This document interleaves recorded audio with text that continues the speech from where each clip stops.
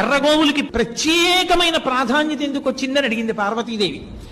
అడిగితే పరమశివుడు చెప్పాడు, నేను హిమాలయ పర్వతాల మీద తపస్సు చేసుకుంటున్నాను, నాలో నేను అంతర్ముఖుడనై ఉన్నాను. ఉండగా నా చుట్టూ ఆవుల మందలు చేరి అరుస్తున్నాయి. అరుస్తుంటే ఆ ఆవుల మందల అరుపుల వలన నేను బహిర్ముఖుడనయ్యాను. బాగా తపస్సులో ఉన్నానేమో, నా కళ్ళలో ఎర్ర జీరలున్నాయి.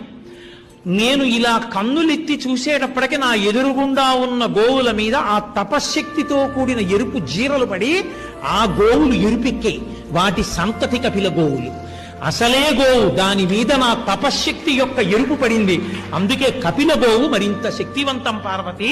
కపిల గోవు పాలు తాగడం, కపిల గోవుని దానం చేయడం అంత గొప్పదైంది అని చెప్పాడు.